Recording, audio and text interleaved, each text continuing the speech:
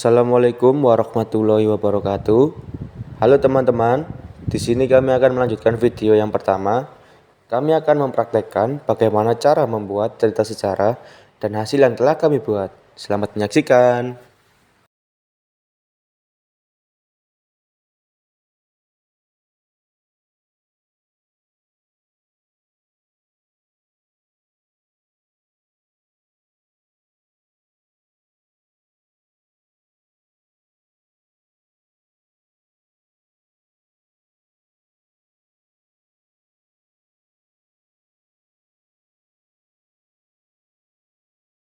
Oke, langkah yang pertama untuk membuat cerita sejarah.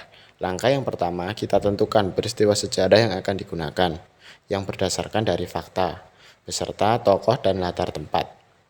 Langkah kedua, kita mencari informasi atau data yang diperlukan, dan data tersebut berdasarkan fakta yang ada. Data tersebut dapat dicari dari wawancara, internet, atau artikel. Yang ketiga, kita susun terlebih dahulu struktur dari cerita sejarah, antara lain orientasi, pengungkapan peristiwa, rising action, komplikasi, resolusi, dan koda. Langkah yang keempat dan terakhir, kita membuat cerita sejarah dari data yang sudah didapatkan dan berdasarkan strukturnya. Nah, berikut adalah hasil dari cerita sejarah yang telah kami buat.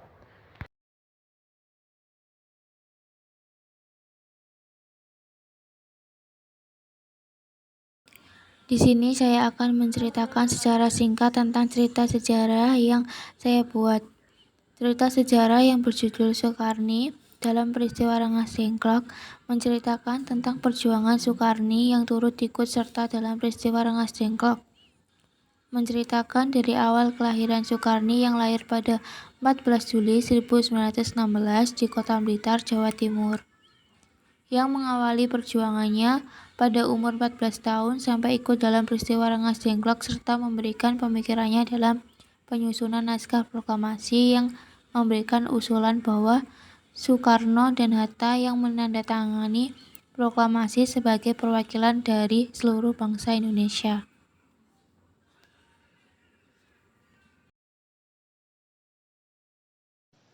Saya akan menceritakan secara singkat tentang cerita yang sudah saya buat. Cerita ini menceritakan tentang Khairul Saleh pada peristiwa Rengas Dengklok. Khairul Saleh lahir pada 13 September 1916 di Sawalunto, Sumatera Barat. Ia menjadi salah satu pemuda yang memiliki peran dalam peristiwa Rengas Dengklok. Rumahnya yang dijadikan lokasi pertemuan untuk berdiskusi tentang perjuangan kemerdekaan, hingga Khairul Saleh terpilih menjadi ketua Komite Van Akti dan merencanakan situasi dan siasat untuk merebut kuasa Jepang. Ia juga memberi keputusan untuk mendesak Soekarno-Hatta untuk memproklamasikan kemerdekaan Indonesia. Di sini saya akan menceritakan teks sejarah yang telah saya buat yang berjudul Muhammad Hatta dan Rengas Dengklok. Dalam cerita sejarah ini ada satu tokoh yang bernama Muhammad Hatta.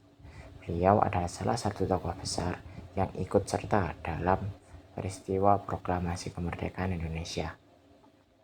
Beliau juga turut serta dalam peristiwa Rengas Dengklok. Muhammad Hatta dijemput di kediamannya pada pukul 3 dini hari tanggal 16 Agustus 1945 oleh para pemuda. Muhammad Hatta dan Insinyur Soekarno dibawa ke daerah Rengas Dengklok yang berada di Karawang. Di sana Insinyur Soekarno dan Muhammad Hatta didesak oleh para pemuda untuk segera memproklamasikan kemerdekaan Indonesia secara mandiri tanpa harus menunggu persetujuan dari Jepang. Pada awalnya, Insinyur Soekarno dan Muhammad Hatta tetap teguh pada pendiriannya, yaitu menunggu perintah dari Jepang. Akan tetapi, karena terus-menerus didesak oleh para pemuda, akhirnya Insinyur Soekarno dan Muhammad Hatta setuju untuk memproklamasikan kemerdekaan Indonesia.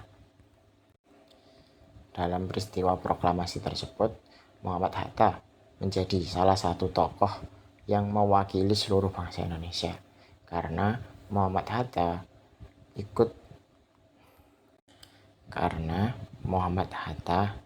ikut serta dalam menandatangani dan membuat teks proklamasi tersebut. Selain itu juga, beliau juga mendampingi Insinyur Soekarno dalam pembacaan teks proklamasi yang dibacakan pada Jumat pukul 10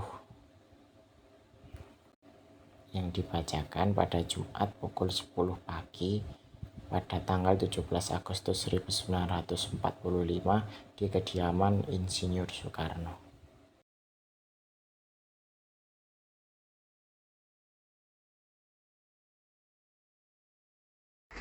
Oke, di sini saya akan menjelaskan secara singkat tentang cerita sejarah Ahmad Suparjo dan apa perannya di peristiwa Reas Dengklok.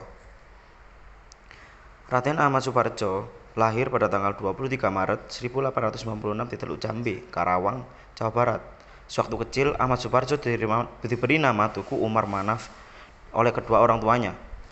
Pada tanggal 16 Agustus 1945, tepatnya pukul 8, Ahmad Suparjo menerima laporan dari sekretarisnya, Mbah Sudirjo, bahwa golongan muda termasuk Soekarni, Khairul Soleh, Wikana, serta beberapa tokoh lain menculik Soekarno dan Hatta untuk diasingkan dari Reas Dengklok. Penculikan ini dilakukan agar Soekarno dan Hatta tidak terpengaruh oleh Jepang. Di sana, golongan muda berusaha meyakinkan terkait penyerahan Jepang terhadap sekutu. Ahmad Suparjo setuju untuk memproklamasikan kemerdekaan Indonesia di Jakarta. Beliau pun diantar ke Reas Dengklok untuk meyakinkan para golongan muda untuk tidak terburu-buru dalam memproklamasikan kemerdekaan Indonesia. Bahkan, ia juga memberikan jaminan taruhan nyawa. Bahkan proklamasi kemerdekaan Indonesia akan digunakan pada 17 Agustus 1945.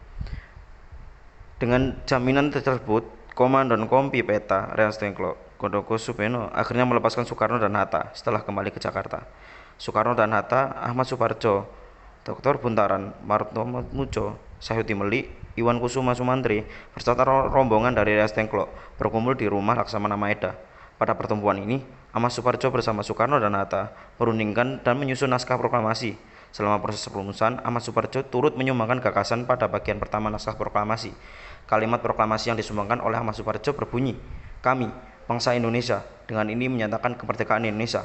Selain itu, dari pertemuan meja bundar ini, diputuskan juga bahwa proklamasi kemerdekaan akan tetap dilaksanakan tanpa persetujuan Angkatan Darat Jepang.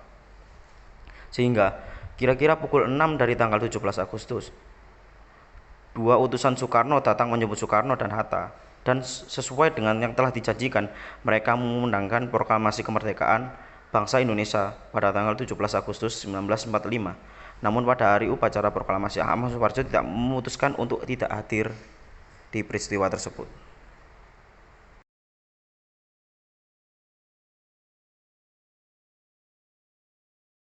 Lahir di Sumedang, Jawa Barat, tanggal 18 Oktober 1914. Ia adalah seorang pejuang kemerdekaan Indonesia. Selama perjuangan kemerdekaan Indonesia, ia memiliki peran yang sangat penting. Ia merupakan salah satu tokoh pemuda yang mendesak Soekarno-Hatta untuk segera memproklamasikan kemerdekaan Indonesia. Wikana yang berperan penting dalam penyusunan naskah proklamasi kemerdekaan Indonesia. Pada tanggal 16 Agustus 1945, Soekarno-Hatta diculik ke Reas Dengklok oleh Wikana dan tokoh pemuda lainnya agar segera memproklamasikan kemerdekaan Indonesia dan menghindari pengaruh Jepang. Setelah dibujuk di Reas Dengklok, Soekarno-Hatta akhirnya bersedia memproklamasikan kemerdekaan Indonesia pada tanggal 17 Agustus 1945. Berkat Wikana yang memiliki koneksi dengan Angkatan Laut Jepang atau Kaigun, proses penyusunan proklamasi dapat dilakukan di Rumah Laksamana Maeda di Rumah Menteng.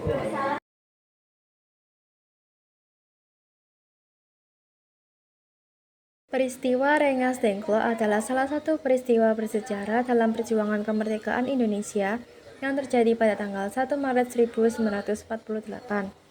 Peran Fatmawati sebagai istri Soekarno dalam peristiwa ini tidak langsung terlibat dalam aksi penyanderaan di Rengas Dengklok. Tetapi dia memainkan peran yang sangat penting dalam pengembangan politik dan perasaan nasionalisme di kalangan para pemuda pada masa itu. Fatmawati sebagai istri Soekarno adalah sosok yang berpengaruh dalam membentuk pandangan politik dan nasionalisme suaminya. Dia adalah pendukung setia perjuangan kemerdekaan Indonesia dan selalu memberikan dukungan moral dan semangat kepada Soekarno dalam memimpin pergerakan kemerdekaan. Selama peristiwa Rengas Dengklok, meskipun tidak ikut serta dalam penculikan Soekarno dan Hatta, Fatmawati mendukung penuh perjuangan para pemuda yang terlibat. Dia memainkan peran penting dalam menjaga kohesi kelompok-kelompok pemuda yang terlibat dalam peristiwa ini dan berusaha memastikan bahwa kondisi Soekarno dan Hatta selama penyanderaan tetap aman. Peran Fatmawati dalam peristiwa Rengas Dengklok mencerminkan peran perempuan dalam perjuangan kemerdekaan Indonesia yang tidak selalu terlihat secara langsung, tetapi sangat berarti dalam memberikan dukungan, memelihara semangat nasionalisme, dan mempersatukan masyarakat dalam menghadapi tantangan politik pada saat itu.